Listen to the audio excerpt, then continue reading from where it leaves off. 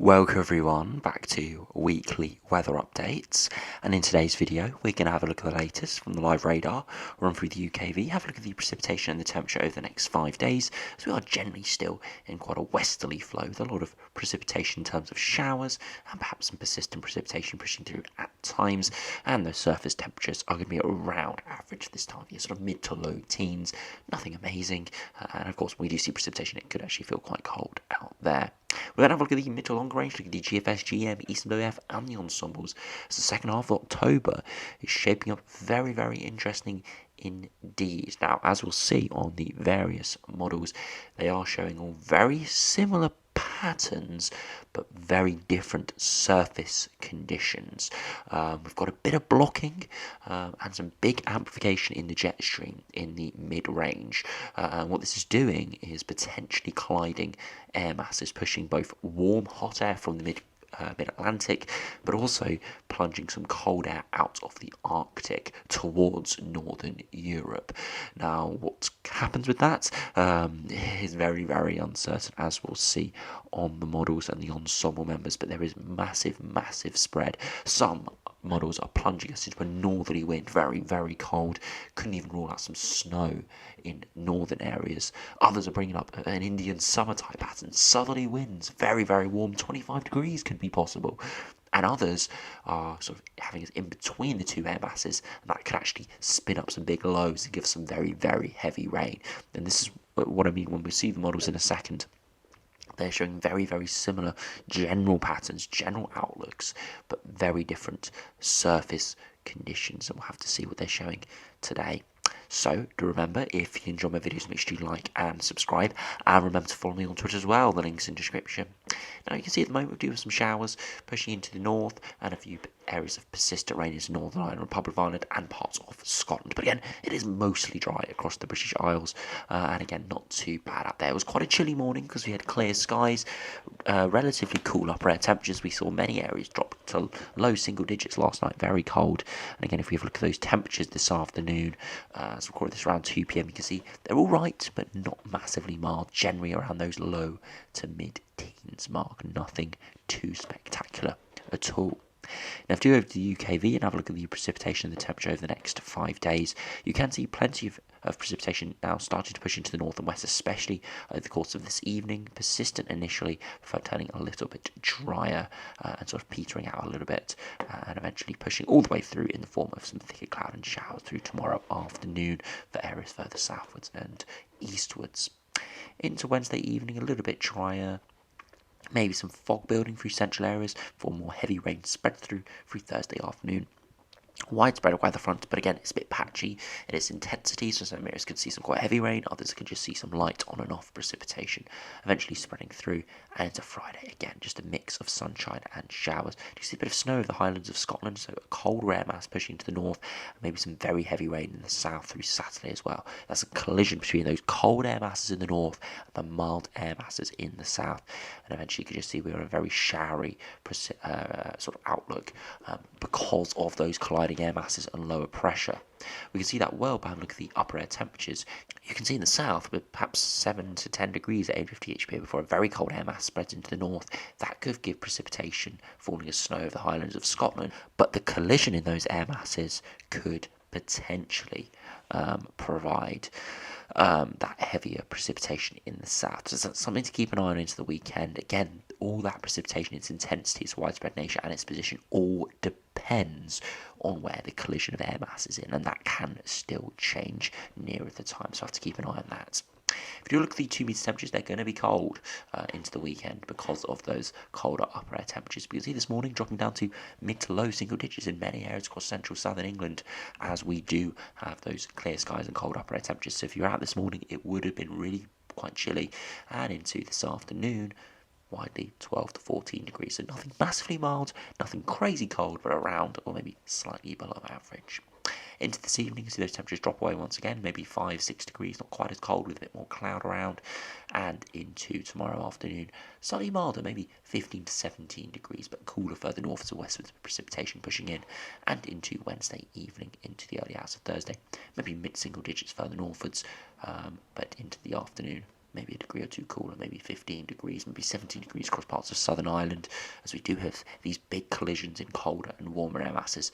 But after this, it does look likely it will be turning colder into Thursday evening, into Friday morning. You see cold across Scotland, but elsewhere not too bad. And Friday afternoon, hanging on to 18 degrees in the far south and east, but struggling into the mid-single digits across Northern Ireland and Scotland. And into Friday evening, very cold overnight in the north, mid-single digits. And by Saturday afternoon, you can see that 14, 15 degrees in the south, and overnight into Sunday, much colder in the north at 3 a.m. And that's with a sort of showery precipitation outlook. So that's just not because that's not sort of a frosty outlook in terms of clear skies producing those colder temperatures. That's generally because we have a very cold air mass pushing in. So yeah, it looks towards the end of this week into the weekend, it does look like it will go quite cold, back down below average come this weekend. Now, if we do go over to the GFS and see what that is showing over the next few days, as I said, it's very interesting what we're seeing with this pattern, and it's going to be very difficult to decipher over the next few days. Again, it doesn't look too different at the moment, sort of a bog standard westerly flow, and that continues into the weekend. But it's when we see this low plunge further southwards into the weekend where we draw a colder air mass in. We've got some Greenland higher pressure plunging a southerly wind in. Now the GFS doesn't bring too much of a colder air mass initially, and by Sunday, Monday, we're actually drawing up a very mild southerly wind. And this is the pattern, as where I said, collision of very cold air to our north, very warm air to our south could spin up these lows, and you can see a big low pressure system there. Could be even a named storm potentially, providing very warm southerly wind. So this actually goes very balmy towards the end of the run, or at least towards day 10, but would be very heavy rain with that. And then look at 240 hours. Look at this plunge of northerly airflow, incredibly cold air pushing into Scandinavia. Look at the temperature deviation. Look at that, a good 8 to 10 degrees below average, plunging into Scandinavia, not quite reaching the UK. The reason for that is again higher pressure up towards Greenland, pushing this southerly wind in, so the northerly wind in there, and we do see a bit of colder air, but eventually towards the end of the run, look, a southeasterly pushing in, and this wouldn't be too cold actually, with still milder air masses across the near continent. So having run through that quite quickly, it's a very, very confusing picture, and it's all because look to our north, higher pressure towards Northern Canada, higher pressure towards Iceland, higher pressure towards Greenland. It's splitting up these air masses. And this time of year, a southerly or southeasterly wind, which is possible from this sort of blocking, can be very warm, but a northerly wind can be very cold. And that's why there is so much uncertainty in terms of air masses. And as I said, if we do follow this GFS run where we have the collision of those air masses, it could actually be incredibly unsettled with a lot of heavy rain around. So yeah, very, very interesting seeing that today. It's a very interesting sign as we head into November and December. As we had a look in the winter look ahead on Sunday, definitely were signs for high pressure blocking to the early part of winter into late autumn. Perhaps could we be starting to see the first few signs of that in this run today? Definitely does look like that is a possibility, that we could start to see those signs of late autumn, early winter, northern blocking. And could it give us an early start to our winter in November? We are still a good 4 weeks, perhaps even 6 weeks for areas in the south to be seeing any chance of anything really cold. Sort of 20th of November onwards, perhaps for the south, and maybe the 10th of November onwards for the north, for any chances of proper cold weather and maybe snow. So we're a good few weeks away. But if we did see this pattern continue into November, I would not be surprised if we did see some colder snaps, some northerly winds, some frosts, and even some wintry showers, potentially even widespread. But at the moment, just something to keep an eye on with this pattern. As you can see by this run, it's going to give us very mixed conditions over the next couple of weeks, and we'll try and decipher them over the next few days. If you go over to the GEM, see how that does compare over the next 10 days. Again, a bog standard westerly flow, but you see the low plunging southwards, bringing us a very cold northerly wind. Now, this is the exact opposite to the GFS. Look, instead of that southerly wind, which is pushing out towards Eastern Europe, we go into very cold northerly wind. Look at the temperature deviation, good 6 to 8 degrees below average, incredibly cold here. And just look at that. So you can see a massive temperature contrast in just 6 or 7 days' time from a very, very similar flow. And this is why there is big, big uncertainty. Beyond that, we see a brief milder air mass, and look at that. At day 10, the minus 10 degree isotherm is very, very close to the Northern Isles of Scotland, or is even engulfing parts of the Northern Isles of Scotland, and would be heading into mainland Scotland very soon. Now, that air mass will dissipate, it will warm up very quickly, and I wouldn't be surprised if that minus 10 isotherm didn't actually reach much more further south than the northern tips of Scotland, because it just warms up. But that is still an incredibly cold air mass plunging in, and again, look at that temperature deviation. Incredibly cold, 12 degrees below average, potentially heading towards the UK. So very, very chilly conditions towards the end of October. And this is, as I said, all depends on the positioning of that higher pressure. As I said, we'll have to see exactly what happens with it. But at the moment, yeah, we'll just have to see. But very, very interesting seeing these patterns today. If you do go over to the ECMWF, see how that does compare over the next 10 days. Again, bog standard westerly flow at the moment.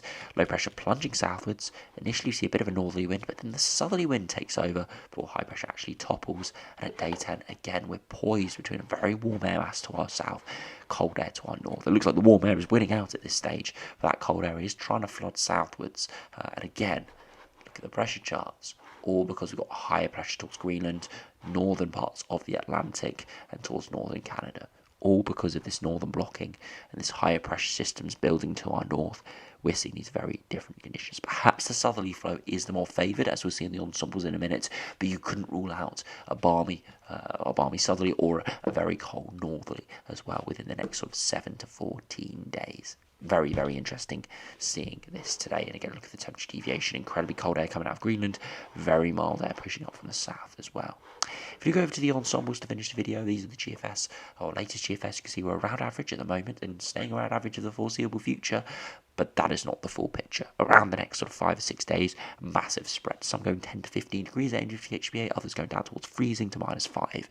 More probably favoured towards the higher temperatures. As I said, probably that's the most likely scenario at this stage, at least for the south. Maybe the north will be different, but at least for the time being, it looks likely we're going to be around average at the moment for the mean, but maybe above average once we get those southerly winds in. And yeah, very, very interesting seeing that. Precipitation is higher as well, so it's going to be, even though it's going to be warm in from the south, it's going to be unsettled, so we could actually be seeing some very, very unsettled conditions, very humid, rainy conditions around as well. Again, look at those 2 meter temperatures. There are massive, massive spreads. Some getting towards 20 degrees at the HBA, others down into the mid to high single digits. And again, if we did see those warm air masses, if we did see drier days, I wouldn't be surprised to be surpassing 20 degrees. But it's way too early to say at the moment because we don't even have the exact air mass sorted out, let alone positioning of precipitation, lower pressure, and sort of when we see the peak upper air temperatures with the sunshine. So again, something to keep an eye on. If we do now finish the video by going over to the ECMWF ensemble, see what that is showing. Again, all over the place, generally around average for the mean ensemble members over the next couple of weeks. But you can see from around the 17th, the 20th, or sorry, 22nd perhaps of October, we are above average. And this is why I think the ensemble members are definitely probably based towards slightly higher upper air temperatures at this stage. But the cooler upper air temperatures are still there, but at the moment probably the majority are for slightly warmer sort of scenario. You can see precipitation is reasonably high as well, so it definitely does look like whatever air mass pushes in, it's going to be unsettled as well. So yeah, very conflicting views on the models today. As I said, very similar sort of flow, but very, very different surface conditions potentially with this. So as I said, we'll have to see what happens. But yeah, anyway, thanks for watching. Hope you enjoyed. Keep an eye on this over the next few days. Very, very uncertain. So make sure you stay tuned for the videos. And I'll see you again for another video soon.